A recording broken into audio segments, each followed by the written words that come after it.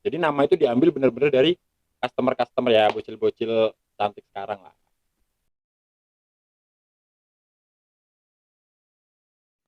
Yuk, mulai yuk.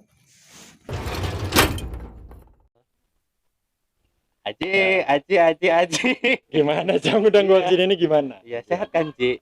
Alhamdulillah ya, kalau hujan sehatnya sehat, kantongnya nggak sehat. Kok bisa gitu? Ya, kita kan yang pertama nih jualannya es. Ya kan? Heeh. Hujan siapa yang mau minum es? Tapi, Ada sih, tetap ada. Nggak sedikit juga yang beli. Cuman nggak kayak biasanya lah. tapi ya Ji, lo jangan tersinggung tapi Ji. Kenapa dulu? Kalau gue perhatiin ya, jualan lo sekarang itu, ya kalau untuk sekarang nih, gue akun lah soal rasa nggak perlu diraguin lagi. Emang bener ya ini, gue tiap hari nih, bini gue tuh tiap malam apa? Bang, Angkringan. tempatnya Aji yuk. Tempat mana? Ini sebenarnya bacanya Sang Boba apa Kang Boba? Nah, ada sejarahnya. Nah, Ada coba tuh sejarahnya. gimana ceritain. Jadi awal mula itu boba dibangun pakai nama Black Sweet Bubble. Nah, Hmm. Black Sweet Bubble itu diambil dari tekstur boba yang punya rasa manis. Kan banyak nih Hmm. boba yang nggak ada rasanya nih, bobanya Hmm. cuma ada rasa apa itu tepung tapi tropikanya aja. Hmm. Tapi ini dibuat dengan ada rasa manisnya, makanya dikasih nama Black Sweet Hmm. Bubble. Terus ternyata seiring berjalannya waktu anak-anak kecil SMA yang beli ini manggilnya bukan Black Sweet Bubble, Apa tuh? Kang Boba. Kang Boba. Kita beli ini yuk, boba di mana? Tempat Kang Boba, katanya gitu. Heeh. Mulailah saya browsing-browsing nih, kok kayaknya boba ini identik dengan X. Heeh. Saya gantilah Heeh. tulisan Kang Boba, plesetin jadi X, jadi Sang Heeh. Boba, tapi bacanya tetap Kang Kang. Boba. Jadi nama itu diambil bener-bener dari customer-customer ya, bocil-bocil cantik sekarang lah.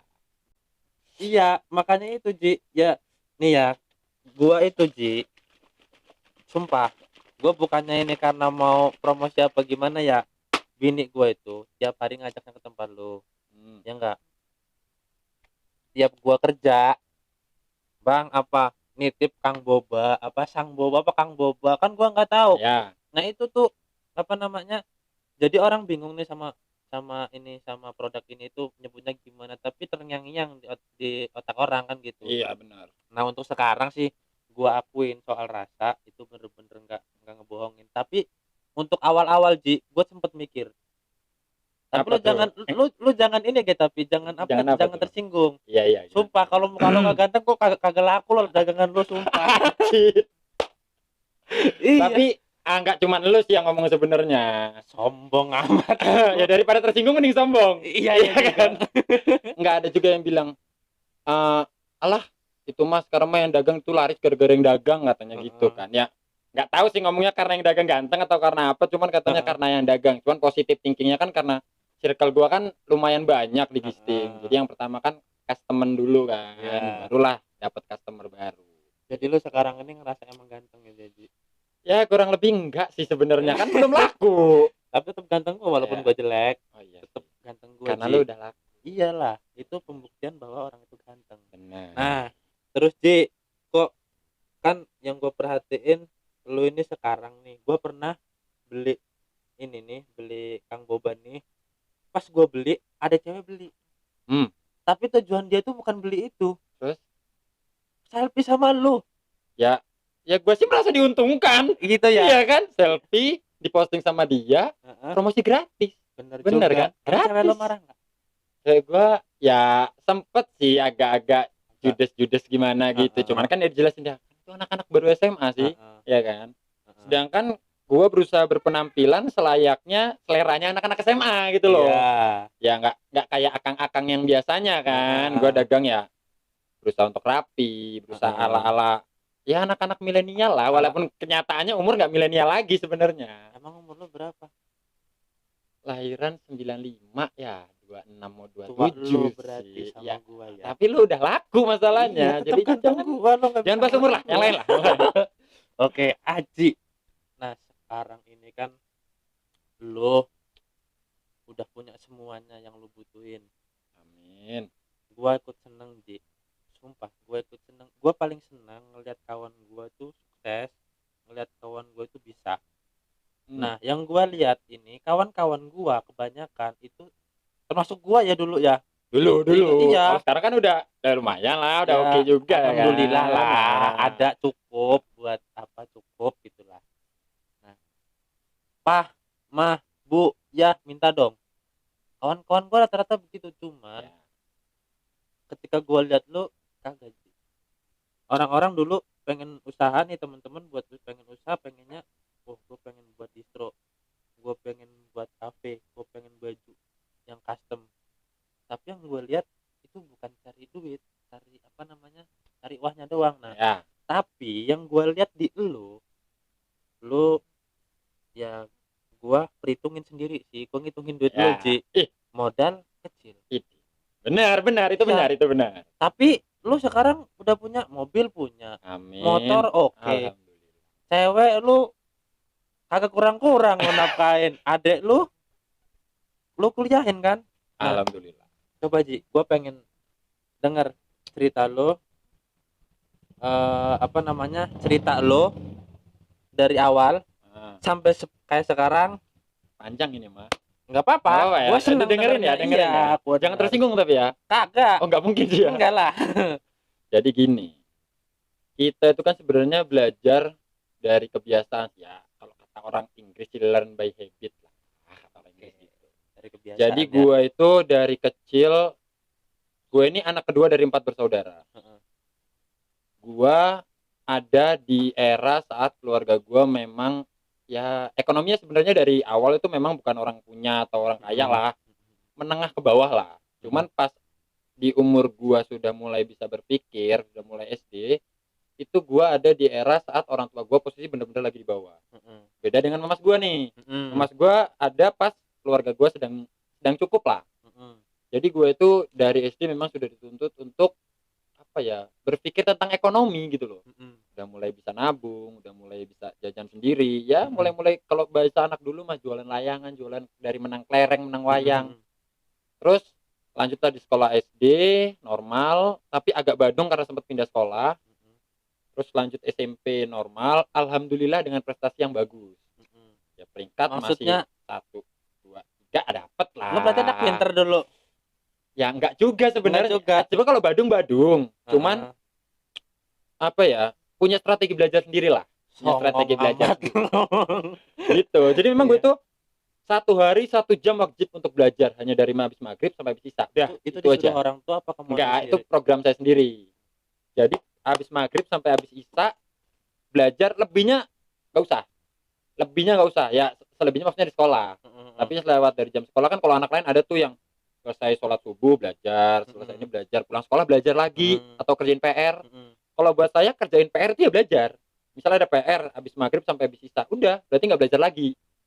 Berarti lo tiap hari begitu. Berarti lo termasuk waktu sekolah anak yang lempeng-lempeng aja.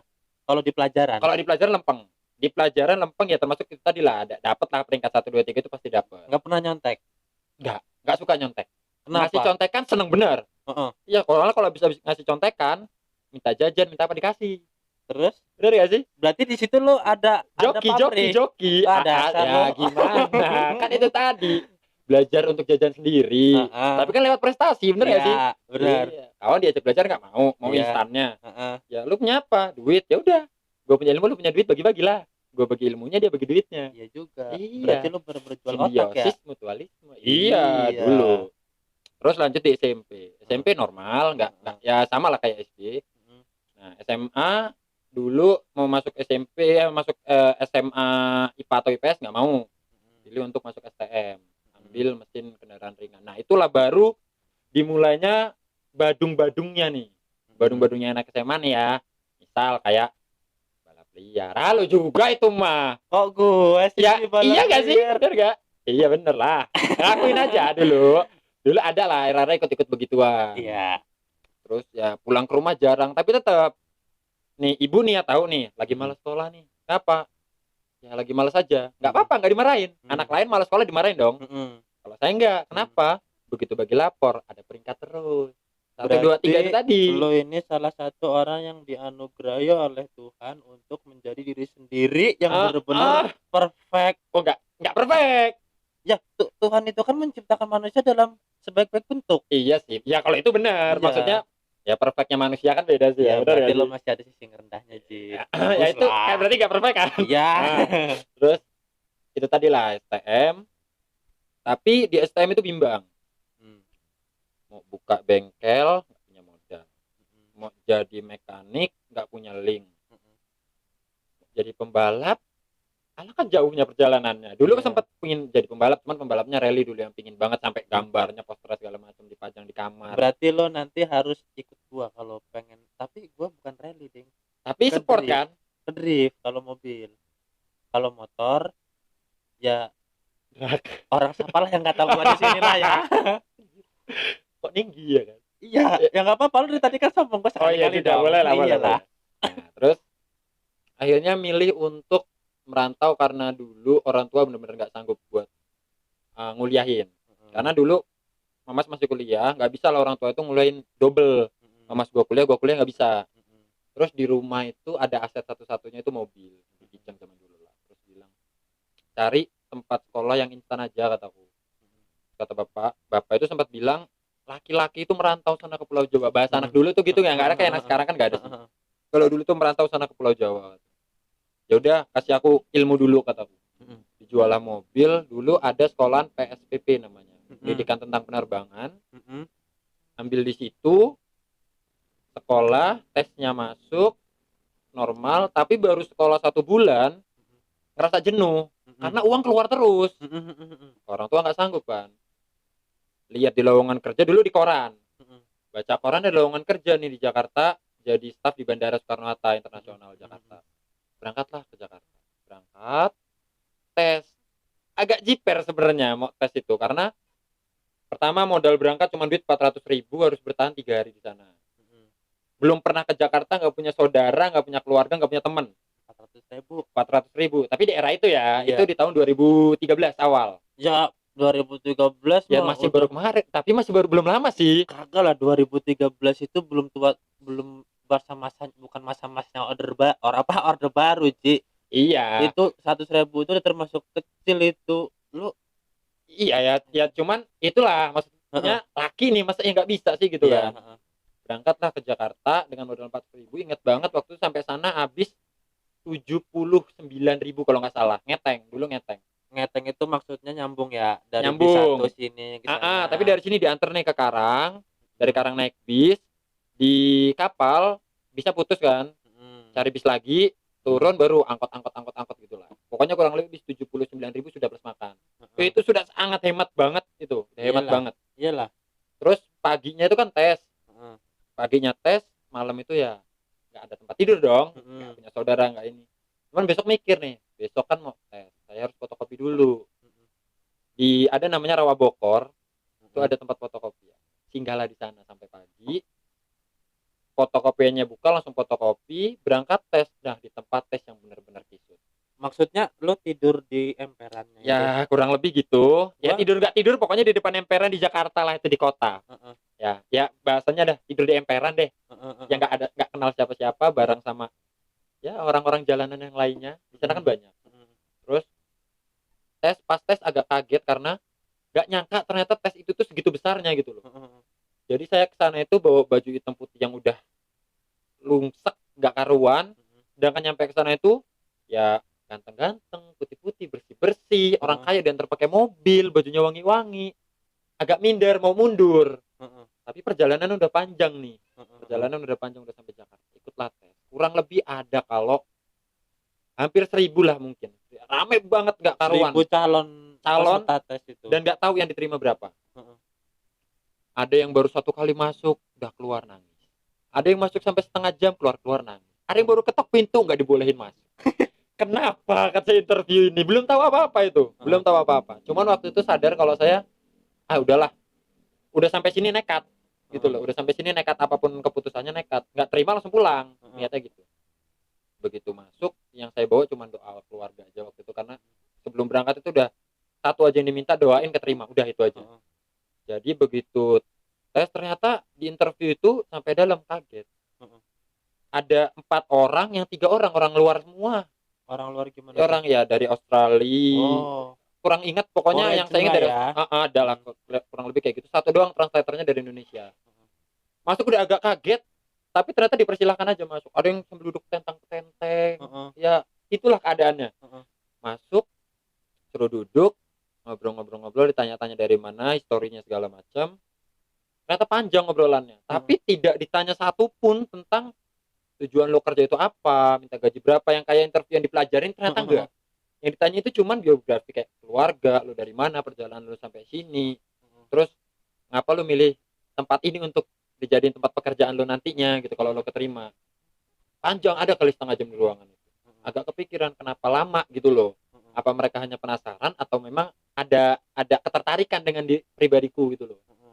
Ada udah selesai keluar, ternyata di situ langsung diumumin kayak nama-nama yang sekian ini pasti nggak terima, nama-nama yang ini standby gitu loh. Nah, nama saya ada tuh di nama standby itu. Tapi pengumumannya ternyata nggak langsung, besok. Mikir lagi, duit tinggal 300.000, ya kan? Ya 300.000 sekian lah kepotong sarapan sama fotokopi itu tadi.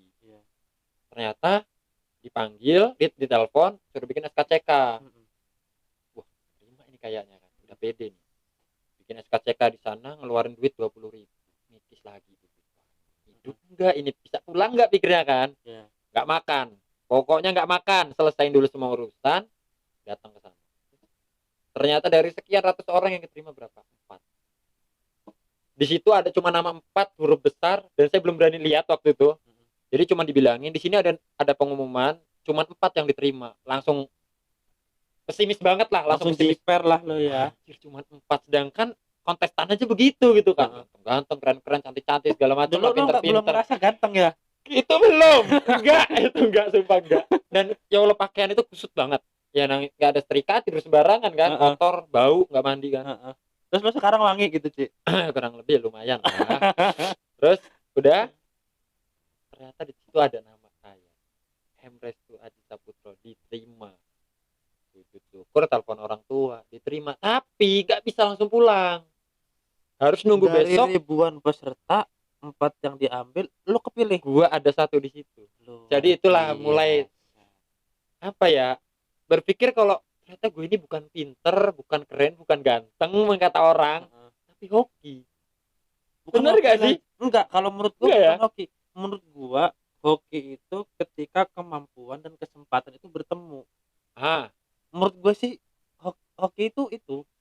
Jadi lo punya kemampuan, terus ada kesempatan, digabungin, jadilah hoki orang nyebutnya. Nah, tapi kalau gue sih memang berpikir kayak nggak ada kesempatan sih memang. Gue berpikir udah pesimis banget lah. Tapi memang pas waktu di ruangan ya profesional gitu loh. Cuman memang pas udah keluar masih pesimis banget melihat keadaan kan. Jadi udah selesai di situ, keterima, telepon orang tua segala macam, harus nunggu besok lagi. Dan inget bener hari untuk pulang, duit tinggal 60. Kalau kurang lebih 60.000 lah, nggak nyampe 100.000. Tapi udah sarapan. Mikirin mau pulang. Ternyata pulang dari sana mau ke Lampung itu susah bener. Angkot itu ternyata beda warna, beda tujuan. Iyalah. Beda nomor, beda tujuan. Iyalah. Ijo kuning sama kuning ijo beda. Padahal orang ngasih tahu, sama. Mas, angkot mau ke Kalideres yang warna apa? Ijo kuning. Ijo kuning ternyata maksudnya dari atas ijo kuning. Iya. Yang saya masukin kuning ijo. Terus nyasarnya kemana? Gak tahu. Enggak. Apa sih? Pasar Senen. Apa sih? Kayaknya Pasar Senen ada. Kayaknya itu kalau nggak salah. Pasar Minggu ada. Kayaknya Pasar Senen kalau nggak salah. Kalau Pasar Minggu merah dia. Turun kan set. Apanya? Ininya. Angkotnya. Enggak tahu. Emang lo gue taunya hijau kuning gitu aja. Emang lo pikir merah-merah apaan? Enggak tahu. Terus dia waduh, duit habis lagi nih. Terus disinilah mental survival itu keluar. The power of kepepet. Asli. Ketemulah sampailah gue di Kalideres. Nanya lah biayanya berapa, 40.000 sampai ke Merak. 40.000 bisa 10.000 duit gue, berarti nggak bisa hidup, pikir gue, sampai Merak mau mati gue, kata gue. Terus gue keliling-keliling kan, jalan-jalan, duduk, ada preman lagi ngatur-ngatur angkot, calo angkot preman-preman petato gitu. Nah, iya. Terus dia duduk di pinggiran gitu, samperin, bang, nanya-nanya kan, gue sih nanya banyak. Dari situlah seolah hati ini terbesit kalau apa bener ya ini jelek fisiknya, maksudnya bukan jelek ya, maksudnya buruk fisik dan pekerjaannya, belum tentu hatinya nggak bisa sentuh gitu loh. Penampilannya gitu kan maksudnya. Coba tak rayu, cerita panjang ya, cerita kesedihan gua untuk pulang itu kayaknya nggak bisa gitu loh. Pokoknya harus merendah-rendahnya di depan dia. Tahu nggak kejadian yang paling bikin gua heboh apa? Apaan? Begitu udah selesai, tuh lu naik bis itu. Iya bang. Dalam hati gua udah seujon. Wah, ternyata dia nggak bisa bantu apa. Gua belum sampai bis, dia udah nyamperin kenek yang dari sebelah kirinya. Kang, pupuk gratis. Dibilang sepupu sama itu preman. Berarti kan memang hatinya itu sebenarnya baik gitu loh. Iya. Jadi dari situ tuh kayak seolah kita tuh nggak bisa mandang orang hanya sebatas dari lingkungannya, pekerjaannya, penampilannya gitu. Ternyata di balik itu dia tuh punya hati yang baik loh. Betato. Mungkin ya dipandang beberapa orang ada lah yang mikir orang betato kerja di terminal, malah supir-supir. Kira jahat kan? Kalau kita ngedeket ter dicopet HP-nya segala macam. Ternyata enggak. Iya. Ternyata begitu bisa disentuh hatinya baik. Jadi dari situ tuh naik bis sampai ke Merak gratis, nggak bayar. Begitu turun di Merak masih mikir lagi, aduh ini nanti nyampe Merak mau ke dari Bakau mau pulang ke sini, bisa nggak, cukup nggak duitnya? Ternyata cukup, ongkosnya cuma 40.000, tapi nggak makan. Sama pokoknya nggak makan di kapal, nggak makan, pokoknya udah sarapan itulah. Udah sampai di Gisting selesai, balik lagi ke Jakarta kerja. Di sini kerja di Soekarno Hatta selama 2 tahun. Tapi ternyata selama 2 tahun di Soekarno Hatta ini apa ya? Ini ya, gue ceritain baik buruknya gue nih. Iya, siap. Ntar lu, Ji, gue mau ngomong Abang Yonglek dan kawan-kawan, berarti bener kata lu. Apa tuh? Tatoan nggak pakai narkoba, orang tatoan belum sejahat. Ya nggak, Ji? Bener. Kebukti. Oke. Gue udah cari buktinya sendiri. Apa katanya? Gue bukan ustad, nggak punya sayap. Gue nggak paham lagu itu. Gue taunya apa coba? Makan bang, ada kan lagu dia yang Ada. makan bang. Nah itu aja gue tahu. Oke, lanjut, Ji. Terus udah selesai dengan semua itu nih, kerja nih gue di Soekarno. Yes, kerja. Ternyata belum juga ngerasain enak selama 1 bulan kerja. Karena selama 1 bulan kerja gue harus bawa kendaraan sendiri dari sini kan, waktu itu motor gue kirimin pakai mobil pisang waktu itu. Sampai gue harus bawa kendaraan sendiri. Gaji waktu itu terima 2.800.000 bersih, tapi gue nggak ada dapat tunjangan UMR. Tapi itu maksudnya di atas UMR. Dulu gua kan UMR 24 di sana, di Cengkareng. Naik kan 28 gaji gua. 1 bulan gua merasa tersiksa. Waduh, kenapa gua pulang? 1 bulan. Gua itu putus asa terakhir di H-1 mau gajian. Gua 1 hari lagi nih mau gajian. Itu duit udah nggak megang 1.000 perak pun. Gua bongkar. Biasanya kan ada sih duit gopek gitu di kantong ya, gua cari duit nggak ada, di bagasi motor nggak ada, di tas nggak ada duit gopek. Jangan gue di sana bener-bener gak punya teman, gak punya keluarga, gak punya tetangga, handphone belum punya kala itu. Punya sih, cuman maksudnya bukan kayak sekarang nih smartphone ya. Dulu cuman 1202, gue ingat banget ya, cuman itu bisa udah SMS keren dan bener telepon. itu yang punya. Terus ditali pakai kabel tis. Tali pakai kabel tis itu anjir gue. Terus ya udah gue pasrah, bensin gak ada motor, gue jalan kaki. Gue waktu itu dapat job desk kerja jam 2 malam.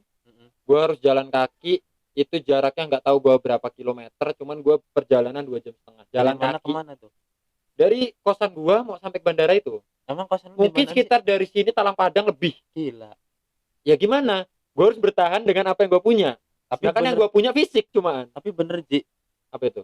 Iya. Iya benar. Iya. Itu H-1 mau gajian. Soalnya kalau di perantauan tuh yang gua rasain ya, sekalipun kita jadi bangke, itu orang kagak ada yang peduli kecuali udah polisi duluan yang ngumumin. Nah benar, gak ada yang peduli. Tetangga kosan gua, warung yang biasa gua beli tiap hari, nggak peduli, nggak mau tahu. Gue inget banget jalan kaki bawa minuman 1 botol yang isinya cuman air mineral. Gue nggak sarapan waktu itu, maksudnya nggak makan. Berangkat gua jam setengah 11 malam, mulai gua jalan kaki. Ya campur lari-lari kecil lah.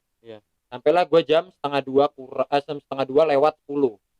Udah mulai ganti baju kan, keringetan tuh. Gua ganti baju, mandi di bandara. Malam itu gajian gua. Gak gua mikir mau makan enak segala macam, enggak. Orang tua gua butuh. Kirim duit, kirim 1,5 juta. Salah 1 juta sekian buat bayar kosan, sama sisanya buat bertahan hidup. Gua pikir kalau ini ternyata nanti nggak bertahan sampai akhir bulan, gue resign. Udah sempat putus asa dulu.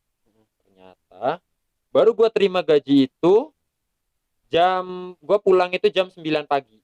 Jam 9 pagi gue pulang bareng sama senior gue, dipepet gini, ayo kita nyantai di kantin. Senior gue baik tiba-tiba. Kenapa, kata gue kan.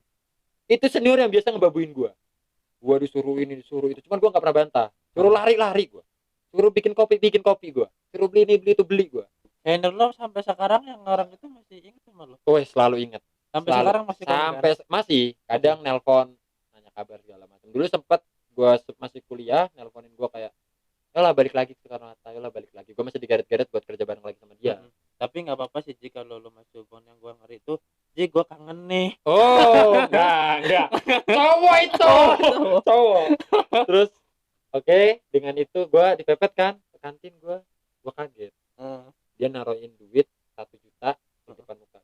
Ini buat apa bahasanya, uang terima kasih gue lah bahasanya ya. Uang terima kasih gue untuk bulan ini. Waduh, gue nggak berani gue nerima, karena gue mikirnya udah kemana-mana nih, segala uang haram, segala uang sogokan, segala mau cepuin gue, karena gue anak baru. Waduh, enggak bang, dah kalau nggak mau terima ini saya pegang lagi, pulang dari sini lo ke kosan.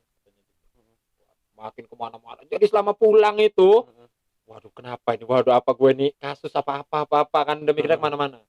Sampai kosan nggak ganti nggak apa, cuman pakai sendal berangkat pulang ke kosan dia. Kan udah punya duit, udah isi bensin. Gimana bang cerita? Ternyata gue ngebongkar apa ya, ngebongkar aib banyak orang nih di Soekarno-Hatta. Jadi di aduh anjir, gue juga agak bahaya sih ngomongin ini. Yang penting kagak sebut nama. Oh enggak, maksudnya ini bahagia buat banyak orang gitu loh. Gini, jadi ya ini sebenarnya lumrah sih, tentang korupsi itu lumrah. Jadi ada namanya di airport itu lower baggage atau over baggage lah ya. Over baggage itu misal kita gini, gue punya baggage 15 kilo yang gue beli. Ternyata pas gue datang ke airport, bagasi gue nggak sampai. Nanti dulu, kan nggak banyak orang tahu tuh baggage itu apa. Ini maksudnya barang bawaan nih, koper atau kardus segala macam yang masuk ke kargo pesawat. Ya kan ada yang kita bawa ke atas nih, ada yang kita bawa ke bawah. Terus kita beli tiket kan selalu ada pilihan tuh, lo mau beli bagasi atau enggak. Ada 15, ada 10, ada 20 dan sebagainya. Misal orang beli 15 kilo, ternyata pas berangkat apa dia lebih nih, jadi 25 kilo, lebih 10 kilo dong. Sedangkan nggak bisa dibawa ke dalam kabin pesawat, nggak bisa dibawa tenteng, nggak bisa, dia harus bayar. Misal nah iya juga benar. Terus bayar nih, misal jumlah bayarannya per 1 kilonya 500.000 misal. Adalah beberapa airline yang memang kebijakannya per 1 kilonya 500.000 itu ada. Kalau di total 10 kilo itu udah 5 juta, benar kan? 5 juta. Cuman ini nih pahlawan kesiangan, apa ya, gak pahlawan sih, pahlawan buat penumpang, tapi penyakit buat pesawat sama airline-nya. Menawarkan diri dengan sebaiknya, Pak, mau kita bantu nggak? Bahasanya gitu nih ya. Waduh apa nih? Kan bagasi bapak kalau harus bayar secara resmi habis 5 juta nih. Mau nggak saya bantu, bapak cukup bayar 2 juta aja. Wah gimana nih, aman gak barang saya? Kita tentu bisa jamin keamanannya karena kita stafnya, ya kan? Kita yang main. Bahasanya kan gitu. Kita bermain dengan itu. Adalah dinamika bermainnya, mungkin kalau jelasin juga agak susah nih. Bermain dengan itu, akhirnya itulah dapat 1.500.000. Ya hampir setiap hari itu nggak bisa dihitung jumlahnya. Yang pasti itu gede banget, karena satu hari itu bisa 800 penumpang kita hadapin tiap hari. 800 penumpang, hitunglah dari 800, 2% aja orang yang kelebihan bagasi itu udah berapa jumlahnya. Dan itu nggak mungkin. Oke gini lah, dari 800 orang 200 orang kelebihan bagasi ya, misal 200. Dari 200 orang yang kelebihan itu adalah yang bisa dimainin, ada yang enggak. Katakanlah 50%-nya 100 orang nih bisa dimainin. Dari 100 orang itu, satu orang dapat 1 juta aja. Dari 100 juta. 100 juta. Cuman kita nggak bermain sendirian. Iya dong. Nah, itu dulu. Gua didengar ini tangkep nih gua. Mohon maaf dulu. Ya, maaf itu ya kenakalan dulu, tapi nggak segitu jumlahnya. Ya. Ini agak-agak hiperbola aja sebenarnya. Iya, biar seru dikit. Inget nih. Kurang lebih gitu kan. Terus ada Bambang lo. Nakalnya gitu, nakalnya kerjaan dulu gitu.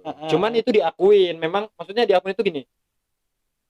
Kita ketangkap dengan masalah itu, emang itu sudah kejadian biasa di airport. Jadi nggak ada pidana. Lo ketangkap korupsi di sana, blacklist. Lo ketangkap ini di sana, blacklist. Lo nggak bisa masuk di airline mana aja. Ya. Tapi lo dilepas dari, maksudnya dijauhkan dari kepolisian gitu loh. Karena itu udah kebijakan dari si airline-nya. Karena dia nggak mau nama airline-nya juga jelek nih. Jadi itu aturan dibuat sendiri oleh Nah, airline itu tersebut. kayak semacam role di dalam apa negara yang beda gitu loh. Maksudnya ya airport itu kayak negara dalam negara gitu loh. Iya. Mereka punya ya, aturan sendiri, hukum sendiri, sendiri. I see. Terus udah selesai dengan itu, nah gue aman nih pekerjaan, terus gue nabung cerita. Itu buat kuliah. Ini mak gue nggak tahu nih sebenarnya. Mak gue nggak tahu. Nanti emak lo gue suruh nonton, Ci. Kalau emak gue nonton sedih kali emak gue. Jadi Apa-apa gini dulu, gue itu nabung buat kuliah itu ya nominalnya hampir 100 lah. 100 juta gue mikir buat kuliah. Terus gue udah beli laptop 2, beli handphone 2. Di era itu gue ingat banget brandnya, gak promosin ya, jauh Ya, dari promosi pokoknya ya. itu. Pokoknya beli laptop 2, handphone 2 yang udah proper untuk smartphone. Terus gue balik dengan asumsi lusa gue resign dengan keadaan baik-baik nih, biar gue bisa dapat paklarinnya. Ternyata bermalam di hari itu, gue inget banget waktu itu uang gue bawa cash karena gue harus tarik tunai, karena ATM itu harus di nonaktifkan kan, karena itu ATM dibuat oleh si perusahaan itu. Jadi gue harus tarik tunai, gue bawa ke kosan dengan uang sejumlah itu yang enggak, ya harus pakai tas lah ya. Iya. Gue bawa balik ke kosan, udah dengan asumsi kuliah itu enak. Iya. Karena gue dulu selama kerja itu selalu nontonin film tentang perkuliahan, bergabung dengan anak-anak kuliah, enak banget nih kayaknya kuliah gitu. Gue gak ngalamin itu. Justru gue kebalik, Ci. Dulu Ya? gue suruh kuliah males, kuliah ribet, keluar ini. Ternyata pas masuk apa? Kuliah merdeka, bro. Enak kan? Ini bokap gue ya. Bokap gue tahu nggak tahu kayaknya. Apa minta duit buat apa bayar kuliah? Di Gunadarma itu waktu itu bayaran 21 juta. Nah, ya. Gue mintanya berapa, Ci? 45 juta. Sebab ini kacau sih. Ini banyak banget aja. Kalah gaji gue ya. Kalah gaji gue sama lebon sekali. Gue lu suka nyolongin duit bokap gue dulu. Oh, tapi dulu. Iya dulu. Sekarang ya, anak lu banyak. Anak lu banyak. Kayaknya jangan sampai. Jangan sampai ditaruh duit sembarangan. Intinya gitu. Yang penting kalau meminta berapa, nah itu, Ci. Gue pengen kayak lo, kenapa? Biar nanti anak gua gede, ya beli Lamborghini dong. Beli. Bener. Lanjutin kan nih? Iya, lanjut lah. Lanjut. Mana tadi, Jir? Nah, gua tidur pulang dengan duit yang gua bawa, laptop, handphone di situ semua, termasuk motor di satu kamar. Gua inget banget kunci itu pintu. Tapi memang gua langsung tiduran gini dengan mikirin, wah, ya show up kawan-kawan gua ini udah sukses nih, gua bisa kuliah sendiri, udah bisa nunjukin prestasi udah itu udah seneng banget gua. Terus ternyata di malam terburuk gua seumur hidup gua kemalingan dengan semua harta gua hilang. Tersisa motor dan STNK. Dari situ gua. Tapi gua nggak nangis. Gua sadar kalau duit yang gua cari dengan cara nggak baik, ternyata hilangnya pun enak bener ya. Iya. Ternyata hilangnya enak banget, sumpah hilangnya enak banget. Gue tinggal tidur 1 malam, duit itu hilang. Tapi hilang dengan keadaan, gue gaib atau gaib, gue nggak tahu sih ya. Cuman kunci itu gue, maksudnya pintu itu gue grendel dari dalam. Tahu kuncian zaman dulu yang cekrek yang gitu. Ada cekrek, terus di sini ada gemboknya gini kan. Tapi dari dalam. Iya kan. Itu posisi barang hilang, kosan berantakan. Itu kondisinya masih seperti itu dari dalam. Kayak mana malingnya masuk, kunci pintunya dari dalam. Iya. Keluarnya lagi gimana? Iya. Apa dia bangunin gua dulu? Om, gue selesai maling. Tolong dong kunciin lagi pintunya. Nggak mungkin. Nggak mungkin. Lah itu mau ngelawak namanya. Nah, tapi beneran hilang. Ayo. Gue nangis, tapi gue nangis. Air mata gue nggak keluar. Sakit tak berdarah itu ya.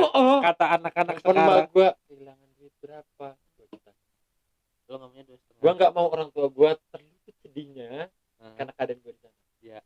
Jadi ya gue bilang gitu ya, bohong itu kali ya, bohong demi kebaikan itu kali ya. Kalau menurut gue tuh itu bukan bohong sih, hanya menutupi sesuatu hal biar Nggak apa menyakiti hati. biar menutupi sesuatu hal biar enggak apa ya, enggak menyakiti hati orang. Nah itu benar, maksud gue gitu. Iya.